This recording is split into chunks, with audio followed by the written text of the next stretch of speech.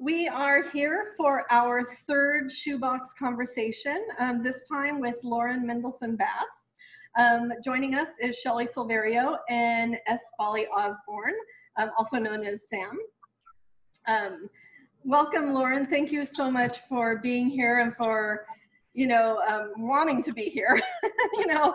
I know a lot of artists like to spend time in their studios and don't like to get behind the camera, so we really appreciate your time and oh, sure. patience and all this, and it's fun. So but I mean, we need to talk about your art because you have been so prolific right now. I mean, you have been like in the studio, I know it feels like 24/7, so doing some awesome things in relation to the coronavirus, or inspired by, or I don't even want to say inspired by, because how can we say that right now, but maybe influenced by what's going on during the created in the time of Corona. Exactly. And but it all is surrounding art that you've done, your sugar-coated series of fairy tales, and there's still feminism is rampant in it, and food is still very prevalent, so you're still bringing back those themes that you've used in the past also. Do you like, where is it, or what are your thoughts on that as far as like where is all this coming from? I mean, of course, how our feelings during the coronavirus, but you came from sugar-coated into what you're doing now. Where was that transition? It's kind of a continuation of sugar-coated. When we went into this kind of quarantine, I was really thinking about what I was going to paint, whether I was going to continue sugar-coated. And I started seeing kind of what I call COVID art. See a lot of that, a lot of being a figurative painter. I see people painting people in masks. That's what I see the most of. And I thought, well, I don't want to create COVID art. I want to create good art that was done during COVID. So, but that's not to say that it doesn't influence me, but I wanted it to be able to hold its own many years down the road, for people that maybe didn't go through, came after Corona and don't have the memory of it. So now my art in the past has been just inspired by life, right? Being out and about and the world around me and seeing things and responding to them. But I'm not out and about now. So I'd say my art's more internal. It's all emotions coming out. So I'd say it's more internal than an internal response instead of an external response. Which makes total sense. Yeah. Definitely. And let's go ahead and look at our first slide, which is actually the last time we were together. We're not in the picture, but this is your studio. This is a photo that I took of some of your newer work. Tell us kind of about the series, where this was going. This was for Sugar-Coated at Soka, right? Yeah, this was for Sugar-Coated at Soka, or just Sugar-Coated in general, which I was going to kind of travel the show. So the show Sugar-Coated at Soka was supposed to open tomorrow. It's not. It's rescheduled for January 2022. Yeah. So I had shown the Sugar-Coated show at Truckee Meadows College in Reno, and that was about 16 paintings. And then the show at Soka was going to be about twice that size. So these were the paintings that I was, or some of the paintings I was adding to it. And yeah, like just more of the candy, sugar sweets. I have the Pop Tart, so I have the, pop art and the woman as a tart. So I like to bring, pop art, the classic iconography of pop art with, today's pop culture. I like to kind of blend it. That's what I've been doing. And I was trying to see, the one on the easel was one with peeps. And I had a series after this of 2 more paintings with peeps, because just playing on the whole woman as a chick. Mm-hmm. So that word just always really bothered me, chick. And it's still used so much. So I was playing on that, using the peep as the chick. So yeah, that's what that is. You have such a great sense of wordplay, you know, in how you put together all of these elements. Yeah. Yeah. Why food? I mean, you know, most of your work, I mean, I know sugar coated, but right. You know, why food? You know, so when I paint, or just through part of my process is collecting imagery, you know, to use to paint from.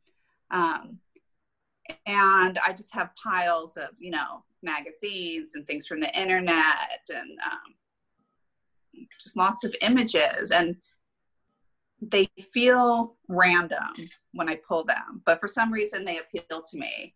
And I just started, I had just lots of food images in there. And so I just had to think about, well, why food, and how do I bring this in? And it was just, I just thought, God, food's such a big part of society, and such a big part of being a woman, and you know, food issues and body issues, and also nourishment. And, you know, now food is also so big with all these food channels. And I also just love the appeal, the colors of, especially of candy, and just using food as something that kind of lures you in, something very alluring, but then it lures you into the painting. So I feel that the bright colors and just the food and sugary imagery brings you in, just something everyone has in common. And then once you're in, you kind of take a deeper look at it and the meaning behind it. Definitely. How much do your kids influence your work? I mean, because they're teenagers. Yeah. I think it's just being a mother, and I have a daughter, so just seeing her grow up, and she's 15, and how she reacts to things, and her being a woman, and you know, how body and beauty, and how she relates to that, and just watching it and trying to kind of guide that and be careful with it. So it's touchy. So I think having a daughter and being a mother influences me, just making me take a closer look. You know, what I do with that, I don't know. It's just something I proceed with caution. Yeah. So then we move into newer work. I wanted to start off with kind of brand new work that you have been creating during COVID. Now let's talk about the Coco Pops, which was my favorite cereal growing up. Was it? Yes. Yeah, I like Coco Puffs too. So I do a lot of cereal in my can, because, you know, those sweet cereals are kind of candy, right? Yeah.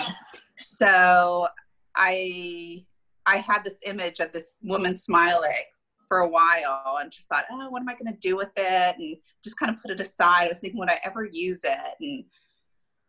And then I thought, it just came to me like, I'm going cuckoo. You know, people say, oh, I'm going cuckoo for Coco Pops. I'm going crazy. And I thought, yeah, we're all kind of going crazy now. But, you know, when we see each other on Zoom, we all have these big smiles like, hey, it's so good to see you. How you doing?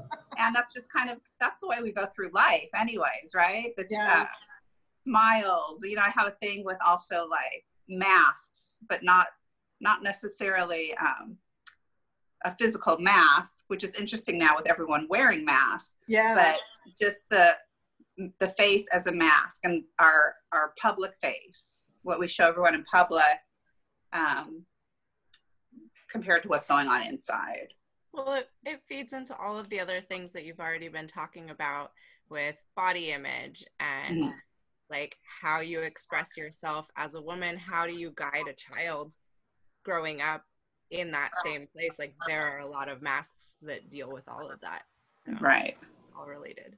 Right. Especially being a teenager. That's like the biggest time we wear masks. I mean, I think it's all about fitting in and what you present to others, and fitting in, but feeling like you don't fit in, and how do you do that, and what is that, and idolizing the popular kids, but God only knows what they're going through on the inside. Well, I think also just trying on different masks, because some of Yes. that isn't necessarily even trying to fit in, like you want it, you don't know where that is. And I think we continue that into adulthood too. Right. I think that's a lot of kind of what I love about some of your paintings is that little glimpse into like what those masks or what those little embodiments are, you know, what does it mean right now when we feel crazy stuff, right, or something. So and this picture is a perfect example. Yes. There's me wearing my painting with my mask. That's me going cuckoo. And then let's see, another one, now and later. Yeah, that was so that's one of my COVID paintings, like or inspired by. So I was just looking through all my candy imagery and the titles and why I save them and what they mean to me. So I just wanted to kind of explore what's going on now, and we don't know what's going to be later. I mean, that's what's so hard for everybody now, at least for me, is what our future is. How's the world going to look? The near future, in a year, you know, just down the line, what's life going to be like? Some people say we're hitting the reset button and we're going to come out of this and it's going to be glorious and, you know, clean air and everything's going to be really wonderful. But then you really see a devastated economy, and how are we going to come out of this? So this kind of explores my worry now compared to, you know, the mystery of what will be later. Hopefully it will be wonderful. Yeah. Now and later, like, did that just like, was that an aha moment, you know, for the candy, or like where that I was just looking through my images. I have them somewhat sorted. So I have all my candies together, and because like I say, when I pull them, it's just random. Something is appealing to me, whether I just like the look of the letter or I like the candy or the color or whatever, something about it. I pull it. So I always have stacks of imagery. And then, I was just going through it because I constantly go through the same images, but they appeal to me at different times and they mean different things to me at different times. So yeah, when I saw the now and later, I thought, oh, I could really do something with that. Perfect. Yeah, exactly. Lauren, can I ask you about your composition? Because you always have the most amazing, interesting compositions in every piece that I've seen from you. Oh, thank you. And I was curious about how do you start?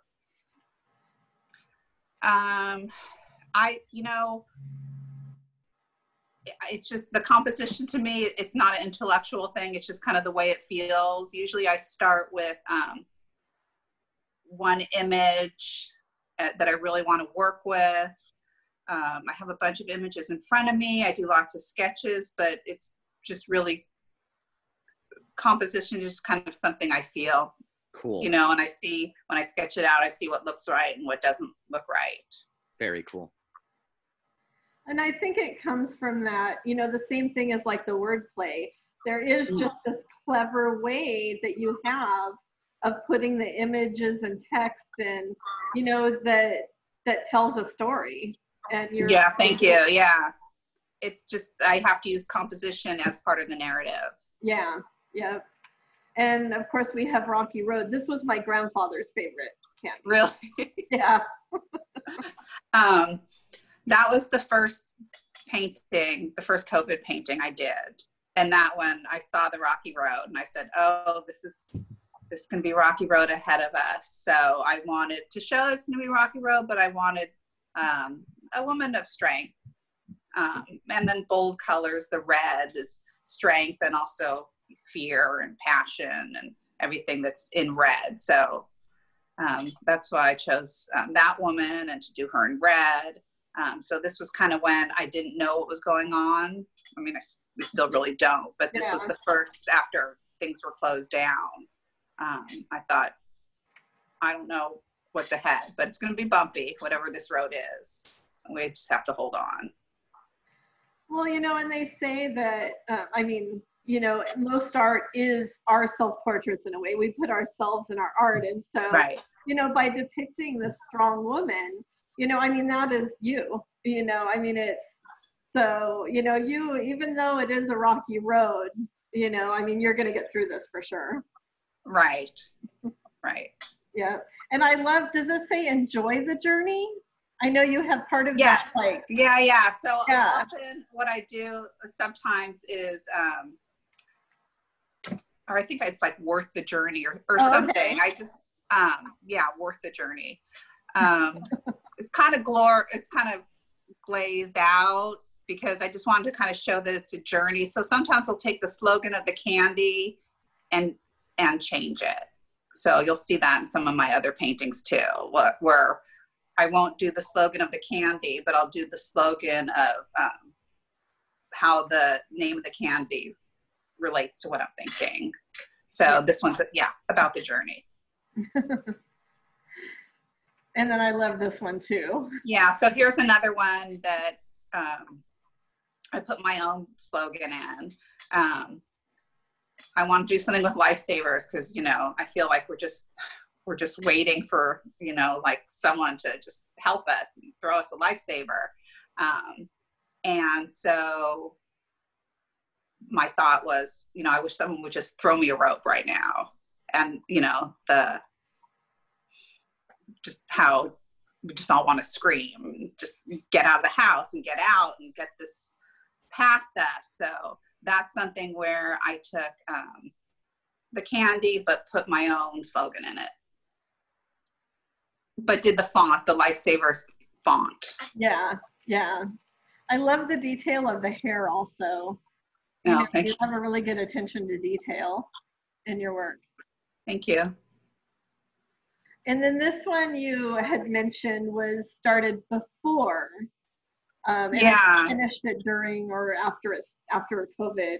Right. So I work on several pieces at once just because I paint oil and some are in various points of drying before I put another layer on them. And also just because I constantly get ideas.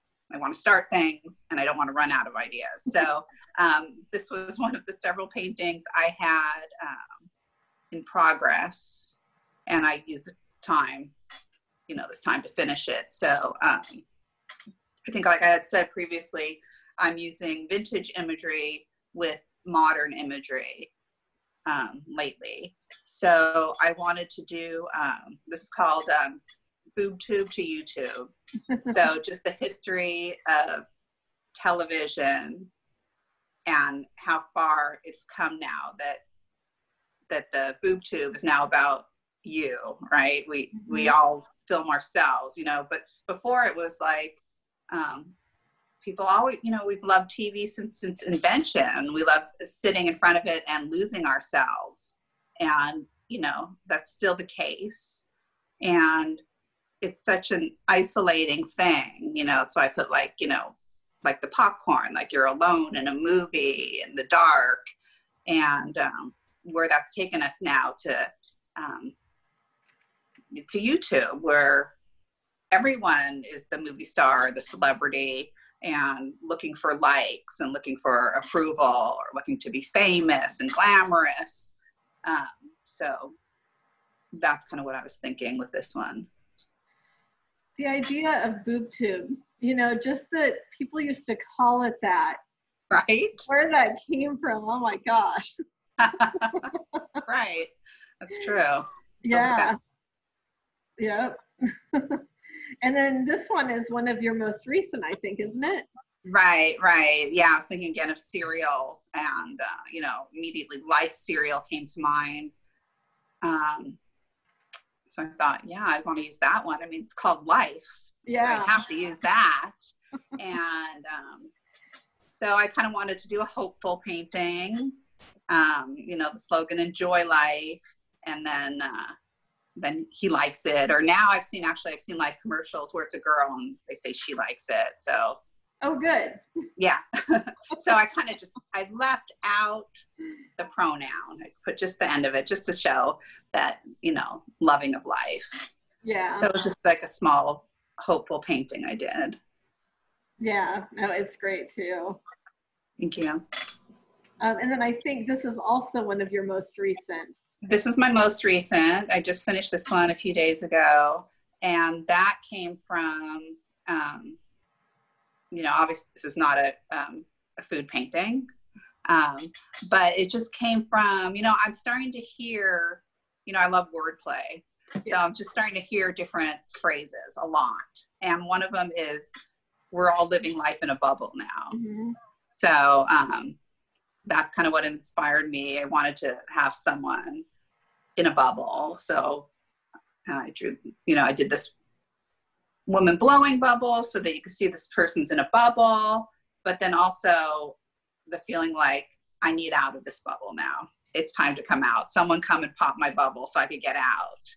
But then it's also kind of like a scary thing because living in a bubble is really a safe thing, right? We're all really secluded and we're home, and hopefully most of us are in a really safe, secluded space right now, and not really, except for what we see on TV or read about, we're not really living a real life. We're very safe now when we're at home. So it's kind of a scary thing. Like, we want to be let out of our bubbles, but then if we do go out, how do you react to the world now? Yeah. It's a little scary, especially, I think we're all becoming a bunch of agoraphobics because we haven't left our houses for so long. So it was kind of this back and forth between wanting out of the bubble, but wanting to stay in a bubble. And this also reminds me, or it makes me think of the idea of masks too, that we were talking about, mm-hmm. Which is in a lot of your works, the women in the crystal ball that you're working on, that, these are all like removed from the actual person. So right. It is a different type of mask. Right. In that way. So a whole other level to it that way. Right, right. Yeah, the masking is so interesting now because everyone's wearing masks. Everyone has their face covered. So, what we're really showing to other people now and in the near future, at least, is our faces covered. So I'm just curious to see how much expression you could show other people with really just your eyes showing. Yeah. Have you seen the masks where they have, you can get like your mouth printed on the mask? Right. Yeah, there's all kinds of crazy mask things going on. Yep. Yeah, I see you have quite a collection of masks too. Yeah, yeah. And this one I love because it was an older painting that you redid, and you started to incorporate, like more contemporary pop culture references. Right, right. And I think this image is cut off a little bit. This is kind of close up, but you get the gist. Yeah. What I've been doing is, like I said, combining the vintage imagery with some newer images. So the woman in the back is cut off, but she's a newer image, and the woman more in the forefront is obviously vintage. But then I wanted to bring it current by using an Instagram sticker, which was one of Shelley's suggestions. So I have a few paintings now also I'm working on, or I've just finished, with Instagram stickers. And this is one of them where instead of the bang coming from the gun, it's the love sticker, or I love you. So. Which is great. And, it's wordplay without the text. Right. Which is really interesting how you're playing with that too. Right, yeah. So also I've been bringing in some emojis into my paintings. So, it's interesting that now the emojis and Instagram stickers, when we see them, they actually are words to us, right? Yeah. Because that's kind of how we text now. It's in images instead of words. So I'm enjoying that. You may need to go back further and start using cuneiform. You know, the Egyptian. Right. Yep. Yeah. Yeah. It'd be interesting. What kind of images? Yeah. So I just wanted to show a couple of images from your solo show, Sugar Coated at Shoebox Projects. And just so, you know, everybody can get like the breadth of your work and, you know, kind of a bigger idea of everything you've been doing. You know, you are prolific and, you know, I mean, I can't even imagine, you know, like the pile of images that you have to pull from, where they come from. And, you know, you get the idea here. Right. And then I have a couple of close-ups of some of the work here. And I love this, of all of the 12 by 12 pieces. Right. Big Hunk is one of my favorites, and Red Hots, of course, and Hot Tamales. It's, you know, I wonder if like in advertising or when these candies were first created, if they knew, you know, what would or I don't know. Right. I don't know. Yeah, this is also one of my favorites, is the candy necklace. And of course the surprise inside. I mean, you know, feminist, you know, kind of overt. You know, you definitely play with that. Right. Yeah. And it's also that constant external, internal, on the outside, what's on the inside. Exactly. This is also one of my favorites. Yeah, ring pop the question. Yeah. Yeah, just those ring pops and girls putting them on and pretending they're big rings, and you know, that was my inspiration. Yeah, wanting to be married, the American dream. Right. Yeah. And then Good and Plenty. Yeah. I have a smaller Good and Plenty, and I love the Good and Plenty because to me they look like pills, you know, when you see them in pictures and the shape of them. And so this one, I kind of had the candy raining down like pills. If you look closer, some of them that are hitting the umbrella are actually pills, and these women being rained on. I think when I was a little girl, we used to even play as if candy was medicine. Yeah, and it's interesting. When my kids were very young, and my daughter actually had to take a pill, and I said to the pediatrician, I said, "Well, how do I get my kid to swallow a pill? You know, they're not used to that." And she said, "The way to teach children to swallow a pill is have them swallow a Tic Tac."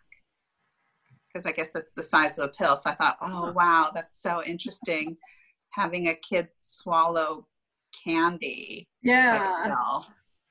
Yeah. It's a hard pill to swallow. Yeah. Exactly. And this one, we know you've been working on for quite a while, and it's so amazing to see it here finished and life size. And tell us about this piece. So that is actually 2 canvases, one on top of the other. The bottom one was done first. So it's inspired by the game Chutes and Ladders. I used to play as a kid.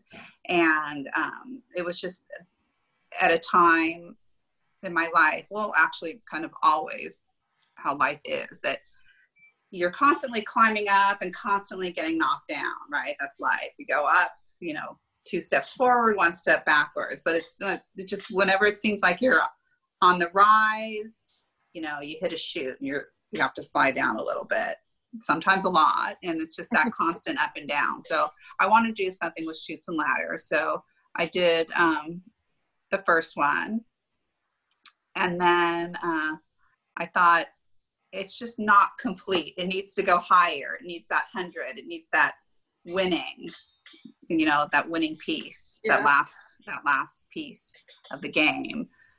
So so I continued the ladder in the middle, and there's actually a woman still climbing above it, right? Because I don't ever think you reach that end, right? You're always climbing. So it just has a lot of different meanings in it. I mean, it's a lot of paintings in one. Yeah. Yeah. It's a really strong, powerful work. Thank you. And let's see. And then, so kind of moving away from sugar-coated and the candy, this was, I think, when we first met, you maybe had just finished your fairy tale series. You had a solo show at the time that was going to take place, and right. And so you had this whole body of work. So tell us about the fairy tale series. Yeah, that was started, I think it was around 2017. So that was my series before Sugar Coated, was fairy tales. And you know, it's kind of the same as the Sugar Coated. I mean, it just, the imagery is darker, right? Because I think sometimes fairy tales are a little dark, but it's that same thing where the fairy tale, and I mean, this one is kind of a darker one, but a lot of them, you know, you have the princess and the crowns and the prince and the kiss, and that draws you in. And then there's such a darker meaning in all the fairy tales. This is Ugly Duckling, Hansel and Gretel. You know, Hansel and Gretel again, you know, you see the kind old lady with the candy house, you know, come in, but then she's a witch, you know. I also, like, I love the different styles that all just come together in this piece. Yeah, thank you. And they're so varied and, like, work so magically together. Yeah, thank you. The woman on the side almost looks like you cut her out of a newspaper ad in the 1950s. Right. For that oven. Yeah, it probably is.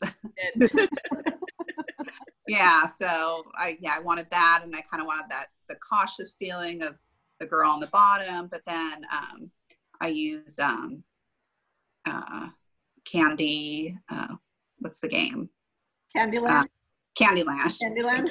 Yeah, so it's kind of the trail of Candyland, you know, leading them, kind of thinking of that path that Hansel and Gretel took with leaving breadcrumbs so they could get back. So I used the Candyland trail, and the gingerbread house that the witch lived in is the house from Candyland, which was like my ultimate, probably what I pictured reading Hansel and Gretel, because that was my reference to like a gingerbread house, or like the most magical candy house I could think of. Yeah. You know, as a child would be the house from Candyland. It makes me want to play again. Right. Yep. This is one of my favorites of the series. Yeah, this is Sleeping Beauty. And, you know, you have the woman sleeping and being woken by a kiss. But then I just wanted that, like, again, the darkness and the castle, but it's a dark castle. And the woman, you know, just so emotional and worried, and just all the emotions that go with fairy tales, you know, the hope, the tragedy, the castle. Yeah, yeah. It kind of has all, to me, it has all the feelings of a fairy tale. Yeah. It's like this dream-like state, this fantasy. Mm-hmm. Yeah. Yep. And I think this is the end of our slides. You know, thank you for going through this, like, this timeline of work that you've created. Do you have anything you're working on now on the easel, or plans for something? Plans for something. Yeah, so I've been kind of like with the bubble painting, not doing so much candy, although I'm kind of looking at a piece now. I am doing kind of a thing with the bubble head, the head in the bubble, you know, the head in the crystal ball. I have some things kind of coming up with heads, like keeping my head above water. So I might involve a little candy, some, or just some slogans.